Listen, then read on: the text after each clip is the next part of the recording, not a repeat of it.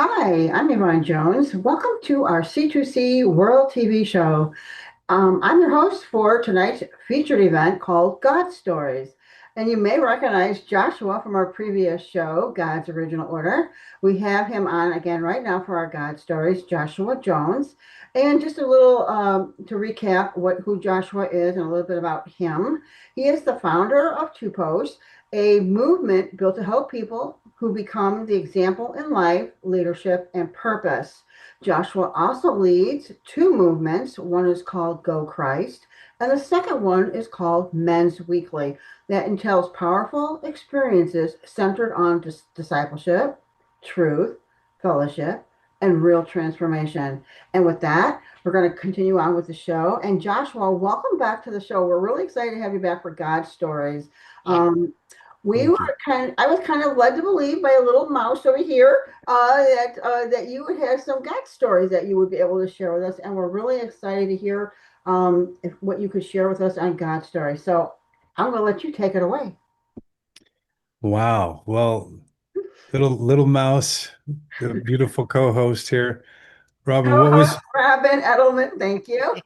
thank you. What was the thank you for being with us tonight.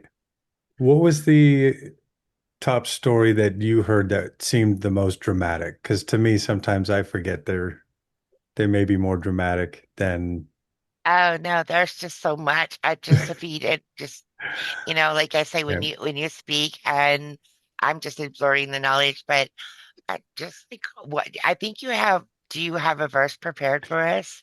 Yes, In I've got a verse to yeah. start. Hmm. Yeah, I Okay. just wanna hear what your flow and go with it. Yeah. Excellent. Yeah. Well, so we're going to start out with a verse, John 14:15, one of my favorite foundational red letter doctrinal stanzas. And that is simply, if you love me, keep my commandments. And so there's a story behind that, certainly. I spent the first, let's see, I've been on running the race for 26 years now, 26 years, 3 months, 25 days. And to date, and this hasn't been a light pursuit for me. I know a lot of believers get, sit down and their experience, they got taught this as a kid, they grow up with it and they just that's just what the rest of their life is. There's no real growth or depth of relationship. And I was no different, but it was a very different journey for me to get to that saving grace of God in 2000. But I spent the first 10 years of my journey, the Father sat me under very solid doctrinal teaching, by a very gifted, called pastor of God. Is actually called apostle, but he never he never knew that, which I thought was the most ironic because you can't, the most humble pie from this man, and he walked with a very mighty gift. And so I got all this education, depth of education, and I must have read the Bible at least 10 times in those first 10 years. Like I said, it wasn't a laid back pursuit for me. It was a very aggressive, forward pressing journey. And and so as you can imagine, 10 years of study, you kind of might think somebody um, rolls out with a PhD, maybe acts like a doctor and that sort of thing. And so I got a real big dosage of some humble pie as the Father set me under prophetic ministry to iron some things out in my journey, some things I hadn't quite understood. And that was a massive experience. Over the next 7 years, the Father starts revealing even reveals his covenant, which I thought was bizarre. It's like, did we not know this? So there was this hidden thing, and he kept taking me back all the time. It's like it's always in plain sight because my word's alive. And so it's the pursuit of this path toward holiness, this path toward righteousness, this path toward oneness with the Father, the Son, and the Spirit, that this scripture kept banging in my head like a drum on this journey. And even that, it's like, okay, well now, we're walking in so many of your ways, have repented of not doing your things, and now, like what's next, on the journey. And so he continues on, more apostolic ministry. And he began to show me how we had to go, the prelude to the prior show, how we go back to God's original order. He ordained things to be done, and it's not a prideful thing to do them, nor is it a salvation thing to do them, which leads me to another scripture I'll just quote in context, but um, that he that will do the least of these, or teach men to, let me rephrase it and get it correct. Whoever will teach men to disregard even the least of my commandments, he'll be least in the kingdom. Mm-hmm. But whoever will do them and teach them will be great in the kingdom. So the Father began to reveal to me even more about this, what he's wanting here on this earth, we pray for. How Christ taught us to pray was very simple, like, your will be done, your kingdom come. And so he was showing me how this was all reserved for this last generation. And that so everybody has a very specific gifting, a very specific experience set, a very specific anointing, and they've been placed in very specific areas to awaken. It's like God's own sleeper cell network. I try to make it a way that people will understand that in modern vernacular. And so his people are awakening right now. Mm-hmm. And it's the most exciting time. But during that journey, I'll never forget the humbling moments, because even I could go all the way back to when I was a child. I was actually an atheist for 7 years of my journey, and I was Wow. heavily drinking, as you can imagine, heavily into drugs and all of that, and promiscuous and all of those things. And not that I'm proud of them, but facts. And I was driving drunk from Santa Cruz home through the mountains. I've got two passengers in the vehicle with me. Of course, today me would have annihilated that foolish version of me, and so it did. But there was this God moment where, I mean, I'm having a good old time. I've made it all the way through the mountain doing 65 on 25-mile-an-hour hairpin turns. Oh my God. Just sliding around. Not a single problem. I get to the very end of the mountain. It's a straightaway. Ladies, when I say it's a straightaway, it's like there are no more turns. Mm-hmm. It's like just dead on. So I start weaving, and the next thing I know, the car's spinning. And we landed, we wound up on the side of the road, like exactly on the shoulder, facing oncoming traffic. And we just kind of and in that instant, I was very sober, as you can imagine. And that might have been the first time that I realized there's something to this unseen realm. And again, as an atheist, and then it was like from that moment on, he really began calling me in. So that was another big moment. Wow.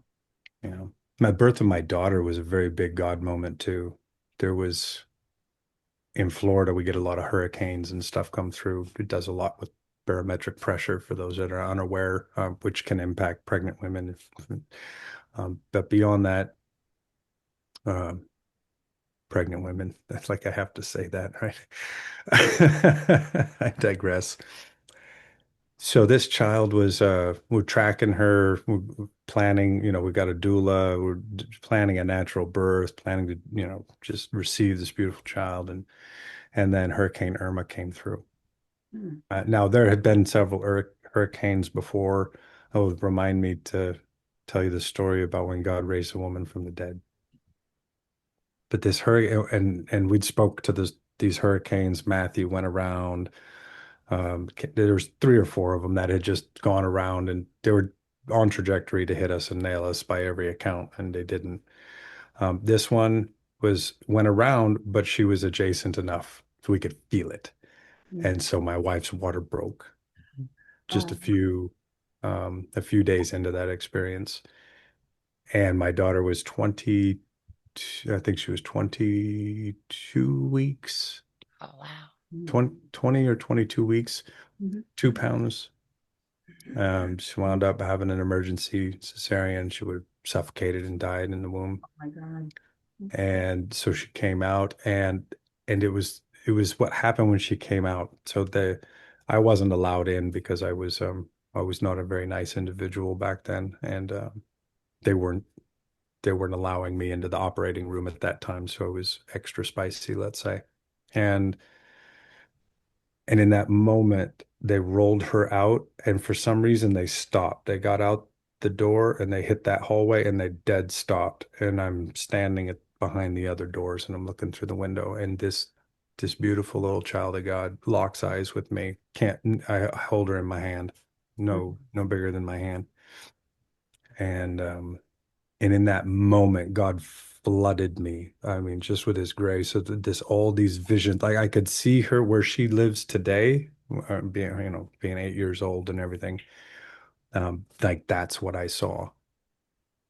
And Wow. it was so much like he shifted my whole perception, because I'll look at pictures from back then now and I'm like, oh, that's why people were looking weird at me, because I get this preemie baby with no hair, but I see her as this fully complete, and all right, it was amazing.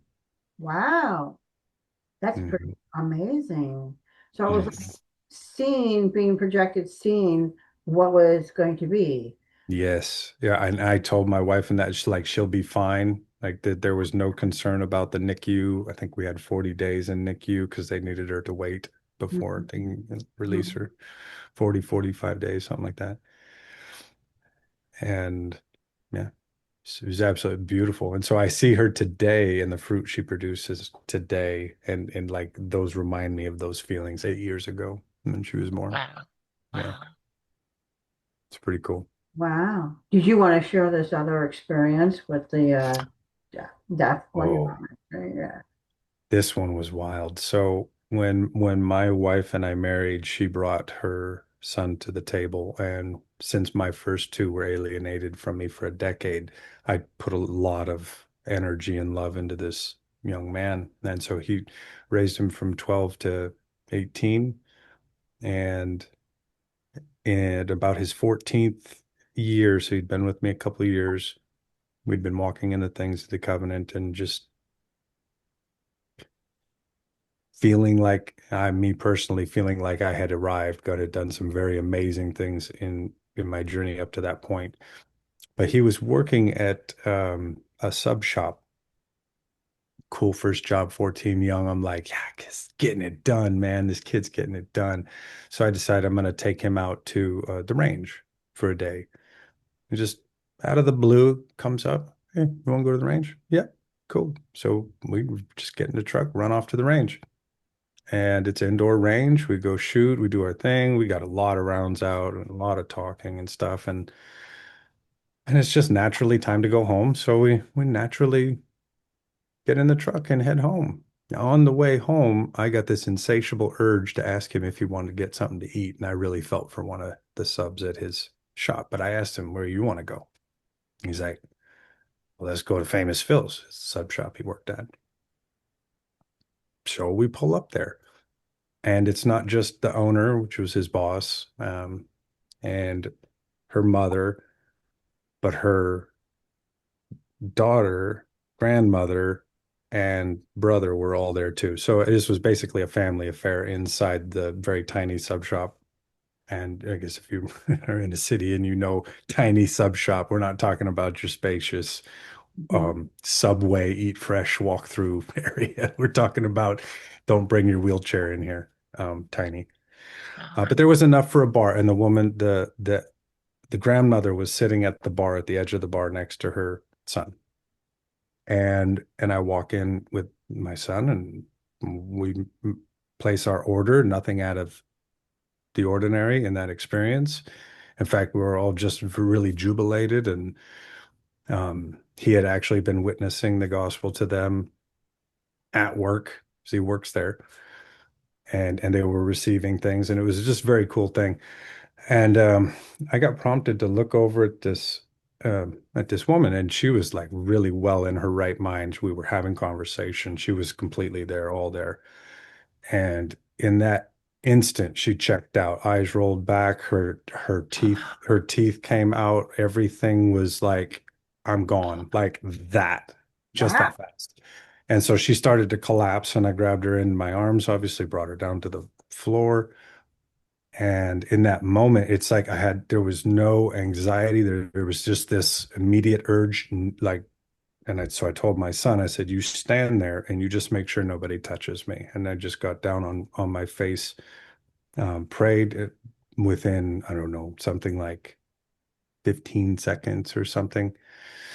She had come right back to, fully in her right mind, sat her back up there, and we walked out as the EMS was pulling up. And to this day, we reflect on how God did such an amazing thing in that moment, Yes. because we tend to rely on the seen things and the known things, but that was in like de facto evidential. That's not the real thing. The real thing is unseen. Yes, Mhm. exactly. So, what is your conclusion? What do you draw from this? People who maybe were how you were in your previous life, an atheist, and you suddenly started to see these things happening, and God was calling you and pulling you and bringing you back or bringing you in. Um, Mhm. how would you explain to maybe someone else who's an atheist or someone else who doesn't have an experience yet like that, or maybe they Mhm. have, but they don't know how to explain it? I mean, how would they communicate with God? Say, like, I'm a Mhm. firm believer that have talking to God and saying, show me that you're real. Show me, help me understand what I'm experiencing right now. Because God does show himself and reveal himself to us. Mhm. Everyone has been given a choice, True. and right. So, what are your thoughts about? Let's say you were like an atheist, and somehow you Mhm. transitioned, right? So you came. Yeah. Tell me how you can, if you can, how that affected you as you went from one extreme atheist to Mhm. like this, and how would someone else be able to experience that, or maybe what would you think? Well, I think the key in this is to understand that this isn't a Band-Aid solution. And I'm Mhm. trying to find the right words for that. It's not a Band-Aid solution. The blood of the lamb is a very precious thing. And so it's not something to be taken lightly. And also, don't beat yourself up because of the lies that your parents inherited. You knew that there was a problem there, but you couldn't identify what that was. For a lot of saints, earnestly, I believe that's God's mercy pulling them away from being so indoctrinated that they are unable to remove themselves from those things. Mhm. So, so in a way, I would just have you consider that none of this flesh and blood is ever going to be profitable. It's always going to be the unseen things. So there's a lot of wonderful things to be revealed in your journey as a believer. It's not, again, it's not about a religious expose. It's about a relationship every single day. Absolutely. That's the pursuit. And this is the Father. I mean, and most of you, and I'll say this too, because this is a challenge I had. I didn't, and I just got a video for the first time, and my mother literally just sent me this, a video of me, because as you imagine, back when I was a child, there wasn't a lot of video, motion video, but my granddad was into that stuff. So he had some 8 mil of me playing with my dad and my mom. That's the only time I have ever seen my mother and father together. Wow. They were divorced when I was 1.5 and never remarried. So what I'm saying with all of that is only to say, so for some of you, you don't have a good example of what a real father is or how a godly father is. So you all you have are these machinations or these imaginations of and these images that you're picking up from here or there or people you're around, and you got to understand that those are all just copies.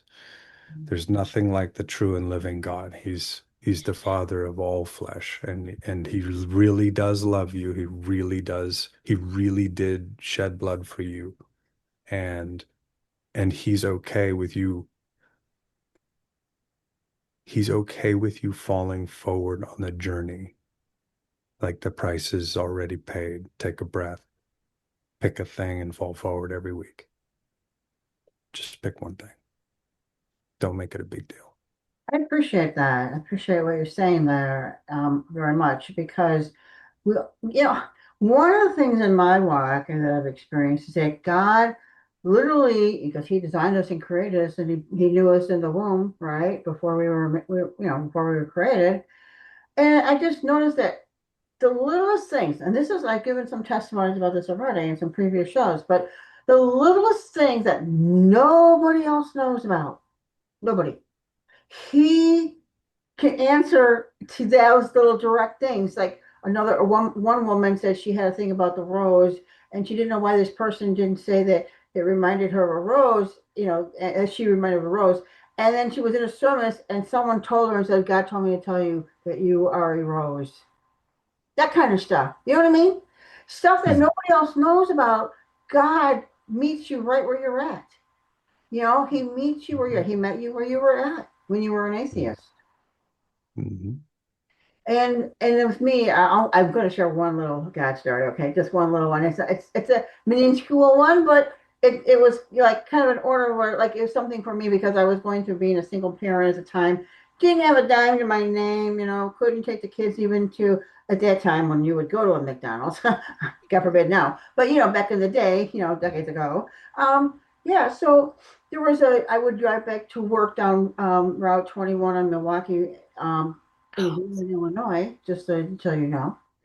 And I used to love to go to the plays and things like that, watch people act and stuff. And they had, now I'm not going to say this is a good thing because now that I know what Peter Pan stands for, I wouldn't have, wished it. But in my heart, I was drive by this theater and saw the Peter Pan. I go, man, I would really like to go and see that, just because I love acting and all that kind of stuff. And I don't know if any can relate to anything, but still, again, the theme of this is that it was something in my heart that nobody else knew. That's what I'm trying to say, right? It was something that was a desire of my heart, and it was so weird driving by every day, going to work, seeing it. And my sister calls me out of the blue, and she goes, "Hey, somebody's got these tickets to Peter Pan, and would you think the kids would be interested?" And I'm going, "Yeah, sure, yeah, they'd be interested." I mean, Mhm. it's not, it's going to be a ticket for two, and it's not going to include me, but yeah, what the heck, right? So she calls Right. me back, and she says, "There's three tickets, three." Three tickets? Three tickets to go see a show that, or, the theater that I wanted to see? I mean, come on, two, four, but three? I said, oh my God. So this is the kind of little things that I'm just interjecting to say that, it may be irrelevant to somebody else, but to this day I remember it, right? It meant something to me because it was a personal thing that God bestowed upon me that I wanted. That just something that I couldn't share with my kids because I didn't have the money to go to the simple things, and yet God gave me that gift, and we got Mhm. to go enjoy a wonderful time with my sons, and that's the kind of thing I'm talking about with God stories. I have Mm. some other previous God stories that are really awesome, and I have some other coming up that are and just bizarre. And I'm really excited to share some of those, and I'm sure that you might even work with people who have God stories, Joshua, in your group. Yeah. And if you do, we would love to have you and them come back on our show and share God stories because I think this is the time we should be encouraging each other with God. I God. got a God story for you. Okay. Okay. This is a good one. This came out of left field because you're talking bizarre and we have time. Yeah. So, and because you're bringing up the brother, like, so there's brothers I do work with that's very deep. We've been doing this for a long time. It's not, hey, it came and visited for a couple of months or a couple of weeks. It's been beyond a year of constant running. So one of the brothers, Matthew, I know he won't mind me telling this story because it's just bizarre. And I've got dozens I could tell just on Yeah. this one brother. Hmm. So so we teach the disciplines of study, prayer, and fasting for internal, and then fellowship and service for external use of your gifts. And so service, now that he's moved up here near me, became, hey, I'm doing service here. here's an invitation. You're more than welcome to join me to do service there. And so we did this a few weeks. I think we got a month in. And then all of a sudden, one day, he's just like, I don't know, halfway through the service period where we're feeding homeless, we're ministering to them, we're supporting the organization that's providing it, and just generally being there as good stewards. And uh and he's like, oh, like God told me to leave. And I'm like, all right, brother, we'll have fun. And I pray and send him off, and he, like, the father begins him on a journey of like, you have to absolutely listen to me and obey me so strictly. And so he winds up riding past the bar, and um and God's telling him to pull into this bar. Who's saying God's going to tell me to pull into a bar?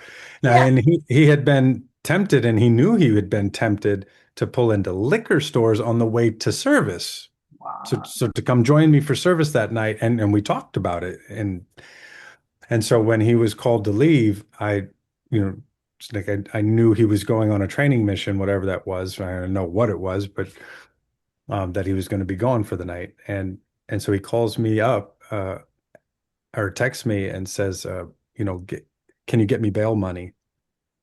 Or something to this effect. Anyway, so long story he tells me about this experience where he's hearing God, and he's going back and forth with like, no, this can't be. Like, why am I leaving, Joshua? Why we were supposed to be doing this service here, and now you got like, and so he tells him, go to that bar. Wow. Like clear as day. And so he pulls into that bar, and he goes traipsing into that bar like a, obedient child, just going, ho hum, what am I doing here? And he's looking around. There's nothing there that even catches his eye. Walks outside, kind of looking around in the parking lot, like did I miss God here? He looks around or he hears something around the corner, walks around the corner. There's this young girl with this massive man. Okay. He's about to rape her. Oh my God, I got goosebumps just as we said it. So he draws his pistol on this big man, because he told the big man, let go. Big man was like, I'm gonna show you how big man I am. He's like, I don't need to be big man, I have big gun. Yeah. And that's kind of how that went down. And so the cops came. They did not take his weapon. They didn't charge him. He shouldn't have. I mean, it was like beyond measure God thing. He should have gone to jail just for being in the bar with the weapon, let alone drawing his Yeah. pistol down on an intoxicated subject. So like the whole thing was amazing. He got his gun back. He got his thing. He didn't spend it but 15 minutes. The cops are like, well, hey, have a great night. Glad you listened to God. And they asked him, like, why are you even here? Yeah. Right? We've seen you just pulled up. Like, what are you even doing here? And he's like, God told me to come. Isn't it amazing? See, that's what Wow. I'm talking about. Yeah. Yeah. I figured you'd like that one better. Thank you for sharing, because that is exactly the kind of stuff I'm talking about. I mean, there's so many episodes like this of what we could talk about on shows about the continuous, and I've got like a lot of them like that. We don't have time for them tonight, but we will incorporate them and share them. And again, you yourself too, because we are going to have to wrap it up, unfortunately. But you yourself are welcome to come back and share God stories with you and your fellow Please do. Yes. men Yes. that you have, or even on your other family show, you may have. I'm sure they're going to have God stories, right? And, Mm. I'm really excited that you're here tonight and that you shared those with us. And Yes. thank you so much. Yeah. And Thank you, with ladies. that, I hope everybody else is experiencing um, the ability of having God stories in your life, whether you're a Christian, and if you're not a Christian, reach out to God and ask him. Say, how can I get connected to you? Just ask him, how can I get connected to you? Because you may have never opened up a Bible before, and so you don't know how. But you could call Joshua, and he could lead you into that. And any one of us, Robin or myself. So anytime you have a question, reach out. Don't bury it. Don't squash it, but reach out to people who could help you, and you'll never be the same again. You just won't. So I want to say, anybody else have a final statement, Robin? Joshua, anything before we? I just want to say thank you so much, Joshua, um and allow me to be on this side because I normally co-host the other, but just sitting here and being present, this has been a beautiful thing. So thank you. Thank you to both of you. Yeah, thank you, ladies. People I think will say this, a lot of your listeners may be you're looking for God's stories because you're in a dark place. The vast majority of God's stories start from a dark place. I can't remember who it was that said this, but it's very scriptural. I just heard it recently. But in the scripture, like, except that grain of wheat falls on the ground and dies. yes. It's a pretty dark story. It's not Isn't going it to bear true? fruit. So don't be afraid to let anything die because God's not done with your story. That's right. You're not, you're still alive. You're still breathing. He's not done with you. So, oh God, Joshua, that was wonderful. Thank you so much for Yes. participating in the show this evening. Robin, thank you so much. I love you so much. Thank No, you. thank you. Oh gosh, it's a blessing. We have so much So fun doing the girl thing all the time. So, but with that, we will have Joshua's information in the show notes. And this is going to be a great Friday night series that we're running with God's Original Order and God Stories. So thank you for joining us and God bless. bless, Shalom. much love. Bye. Until next time. Bye. Until Bye, ladies.